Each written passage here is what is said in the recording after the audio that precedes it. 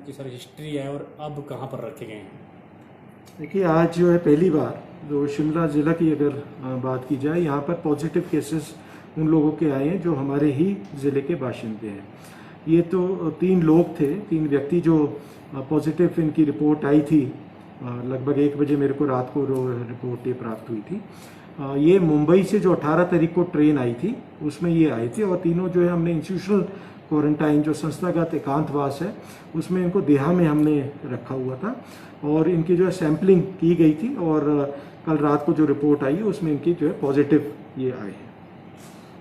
Sir, लोगों में थोड़ा पैनिक जरूर इस बात को है कि शिमला में पहले केसेस नहीं थे, अब केसेस आए हैं, तो कैसे होगा, क्या इनसे कंटेमिनेशन हुआ, स्प्रेड हुआ है, तो किस तरह की एहतियात इनके रखने के दौरान बरती गई थी, और अब इनको कहाँ रखा जाएगा, और लोगों को क्या आप मैसेज देना चाहेंगे? देखिए, मैं आपके माध्यम से सबको ये बताना चाहूँगा, पैनिक करने की आपको कोई भी आवश्यकता नहीं है।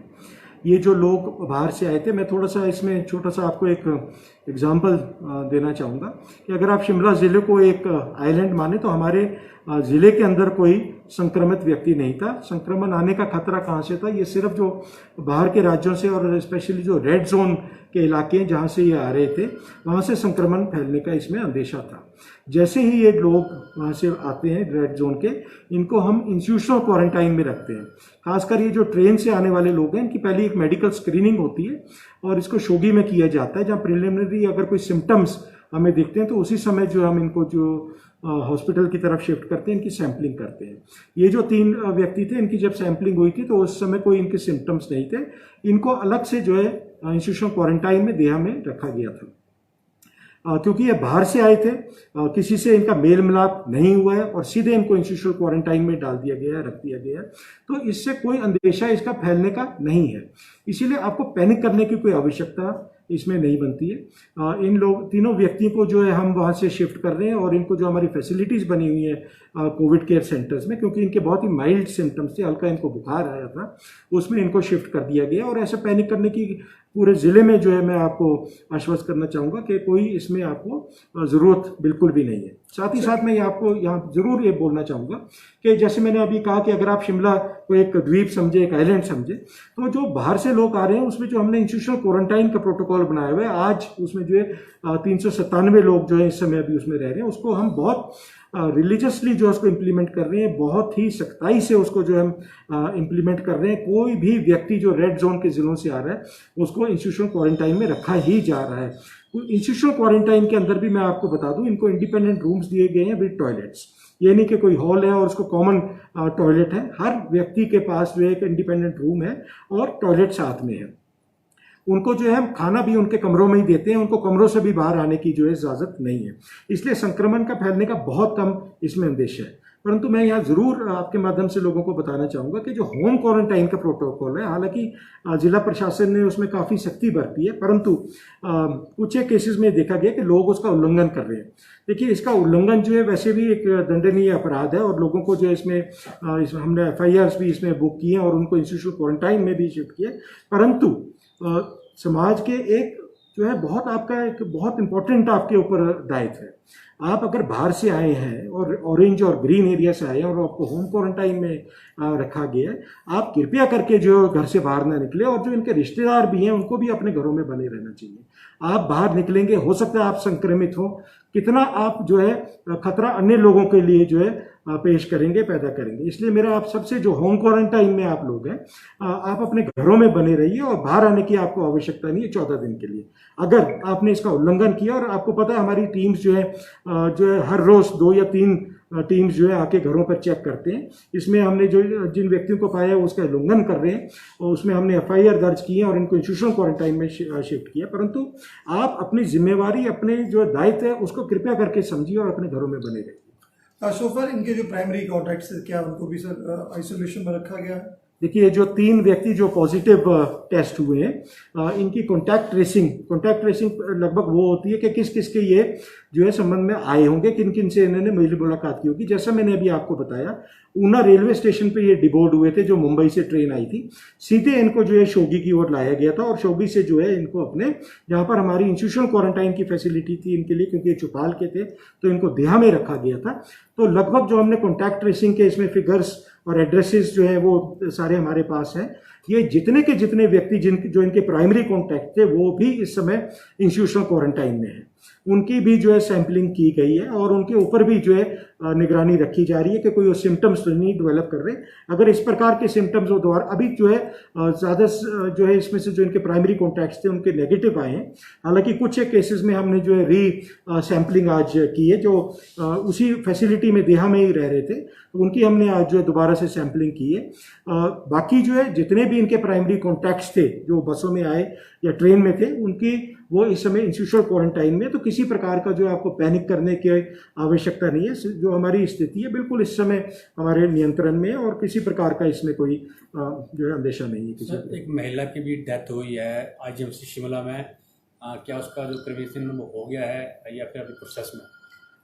एक महिला जो थी उनकी दुर्भाग्यवश पिछले रात को जो है उनकी मृत्यु में रखा गया था और आज जो है इनके जो है अंतिम संस्कार इस समय जो है कनलोक के क्रिमिशन जो हमारा ग्राउंड है वहाँ पर चल रहा है। यहाँ पर मैं आपको ये बताना चाहूँगा कि पूरा एक प्रोटोकॉल जो है जिला प्रशासन ने जो है लिखित में बनाया हुआ है कि किस प्रकार से बॉडी को रिमूव किया जाएगा, बॉडी बैग को किस प्रकार से साफ किया जाएगा, कौन लोग हैं जो उस बॉडी बैग को टच कर पाएंगे, उनको जो है सबको जो पीपीई किट्स उन्होंने पहनी हुई है, उन्होंने दो दस्ताने हमने उनको दिए हुए हैं, हेड गियर भी दिया हुआ है, मास्क ट्रिपल लेयर मास्क पहन के जो है उनको जो है उन्होंने ही बॉडी बैग को टच किया। इन महिला के जो है 5 रिश्तेदार भी जो है हमीरपुर से यहाँ पर आ गए थे और उनकी ही जो देख रेख में और मौजूदगी में जो अंतिम संस्कार इस समय चल रहा है। और वहाँ पे जो हमारे एडीएम प्रोटोकॉल हैं शिमला के और साथ ही साथ तहसीलदार हैं अर्बन के, ये भी वहाँ मौके पर मौजूद है। हाँ सर, कुछ अफवाहें भी फैल रही हैं, उसी महिला को लेकर भी अफवाह फैली थी, इसकी पहले ही मृत्यु हुई, हालांकि कल हुई है, तो इस तरह की अफवाहें ना फैलें, किस तरह की अपील जो है लोगों से करना चाहेंगे? सारा विश्व जो है, पूरा देश जो है, पूरा प्रदेश जो है और ज़िला जो है एक बड़े कठिन दौर से इस समय गुजर रहा है, क्योंकि कोरोना वायरस का जो प्रकोप है वो बढ़ता ही जा रहा है। अगर कुछ एक ऐसे तत्व जो असामाजिक ऐसी गतिविधियां करते हैं और अफवाहें फैलाते हैं, मेरा उनसे अनुरोध रहेगा कृपया करके इस समय जो है आप इस प्रकार की जो गतिविधियां वो ना करें। इससे जो है प्रशासन की जो आप खुद ही समझ रहे हैं कितनी इस समय हमारे ऊपर काम करने का दायित्व बना रहता है। अगर साथ ही साथ ऐसी झूठी अफवाहें आप फैलाएंगे तो बहुत हमारे को जो है मुश्किल होगी। पहले भी जो है 2-3 फेसबुक पे किसी व्यक्ति ने पोस्ट डाली थी, उनके खिलाफ हमने एफआईआर दर्ज की है। और ये ना समझिए कि जो पोस्ट डालता है उसको हम ट्रैक नहीं कर पाते। हमारे पास पूरे जो हमारा सीआईडी विंग होता है सरकार का, इसके पास पूरे यंत्र होते हैं इस प्रकार के कि जो पहला व्यक्ति ऐसी अफवाह की पोस्ट डालता है उसको ट्रैक करना कोई बहुत ही सरल चीज़ है।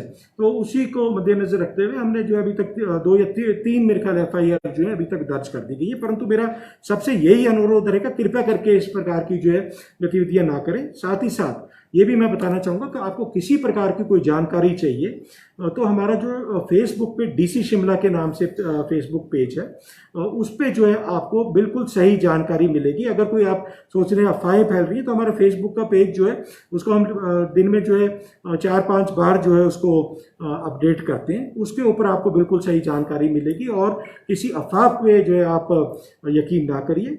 आज सवेरे भी जैसे चल रहा था कि साहब ये व्यक्ति जो है मतियाना के थे, मतियाना का इनसे दूर दूर से इनका कोई लेना नहीं था, ये देहा में थे और चौपाल के ये रहने वाले।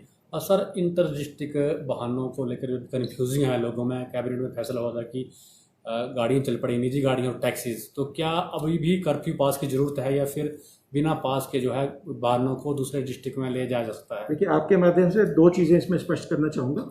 जो इंट्रा डिस्ट्रिक्ट मूवमेंट है, इंट्रा डिस्ट्रिक्ट यानी with in the district, Shimla जिले के अंदर आपको जुब्बल से शिमला आना है, रामपुर से आपको कोटखाई जाना है, वो जो है कर्फ्यू रिलैक्सेशन आवर्स जो है हमारे 9:30 से 5:30 वो आप बगैर परमिट के कर सकते हैं। अगर आपको इंटर डिस्ट्रिक्ट कोई मूवमेंट करनी है तो उसके लिए आपको पास लेने की आवश्यकता है, क्योंकि जिस कैबिनेट मीटिंग का आपने अभी उल्लेख किया उसमें अभी नोटिफिकेशन होनी है। जब तक वो नोटिफिकेशन नहीं होती और हमें नहीं प्राप्त होती तब तक आपको इंटर डिस्ट्रिक्ट मूवमेंट के लिए पास लेने की आवश्यकता है। साथ ही साथ बहुत लोगों में कुछ भ्रांति और भ्रम फैला हुआ है रेड जोन, ऑरेंज जोन और ग्रीन जोन का कि कौन क्वारंटाइन होंगे। यहाँ पर मैं स्पष्ट करना चाहूँगा, पूरे देश में 130 जिले लगभग हैं जो इस समय रेड जोन जिले जो है उसमें उनको जो है चिन्हित किया गया है, उनका उल्लेख जो है रेड जोन में है।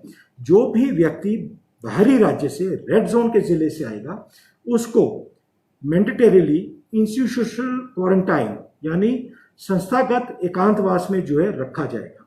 इनका जो है 7 दिन के बाद, 7 दिन के उपरांत इनका टेस्ट किया जाएगा। उसके उपरांत ही हम कोई फैसला लेंगे, जो इनकी टेस्ट रिपोर्ट आएगी, कि इनको आगे होम क्वारंटाइन में भेजना है या वहीं पे ही जो है इंस्टीट्यूशनल क्वारंटाइन में रखना है या इनको हॉस्पिटल में शिफ्ट करना है। ये तो हुई बात उन रेड जोन डिस्ट्रिक्ट की जो लोग बाहरी राज्यों से आ रहे हैं, उनको इंस्टीट्यूशनल क्वारंटाइन मैंडेटरीली रखना पड़ेगा। जो लोग राज्य के बाहर से आ रहे हैं और ऑरेंज या ग्रीन डिस्ट्रिक्ट से आ रहे हैं, उनको होम क्वारंटाइन 14 दिन का पूरा करना पड़ेगा। जैसे ही वो हमारे ज़िले में एंटर करते हैं, चाहे वो शोगी बैरियर से, फेडिसपुल साइड से, कुड्डू बैरियर से, घनाटी से या किसी अन्य मार्ग से भी है, उसमें हमारे पुलिस के नाके लगे हुए, वहाँ हमारी टीम्स है, मेडिकल टीम्स है, वहाँ पर उनकी जो है एंट्री होगी और जब तक वो होम क्वारंटाइन में नहीं पहुँचते उनकी मॉनिटरिंग रहेगी। यही सूचना जो है आपके SDMs, SHOs, BMOs, ग्राम पंचायत के प्रधान, उनके साथ जो है हम रियल टाइम शेयर करते हैं जैसे ही आप शिमला जिले में एंटर करते हैं, तो ताकि वो भी आपकी मॉनिटरिंग कर पाए आपकी होम क्वारंटाइन की। तो कृपया करके इसका होम क्वारंटाइन का उल्लंघन ना करें।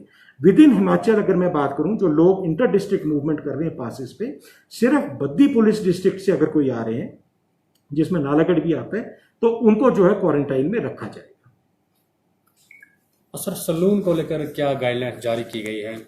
क्योंकि कुछ लोग जो है इसका अवहेलना कर रहे हैं, दाढ़ी भी बना रहे हैं, तो इस तरह की कुछ गाइडलाइंस है सर? किस तरह की गाइडलाइंस है जिसका आपने ट्रेनिंग दी है?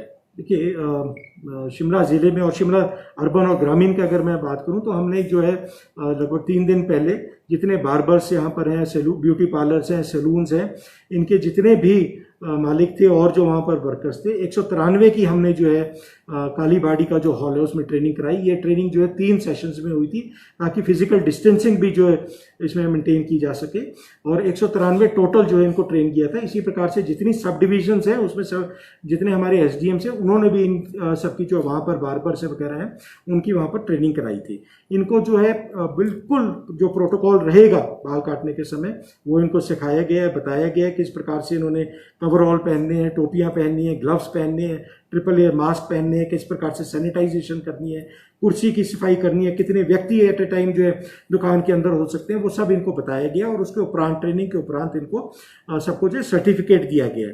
तो अगर आप बाल कटाने जा रहे हैं तो कृपया करके देख लें जो इस व्यक्ति से आप बाल कटवा रहे हैं उसके पास जिला प्रशासन द्वारा दिया गया सर्टिफिकेट है या नहीं।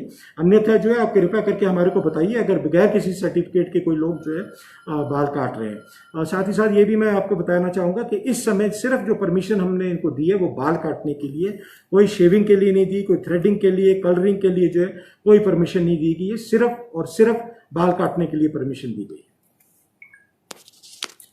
सर, जो लोग छूट गए हैं, जो नहीं आ पाए ट्रेनिंग, उनके लिए भी दोबारा सेशन होता है? जैसे नाई एंड कंपनी को नहीं दोबारा से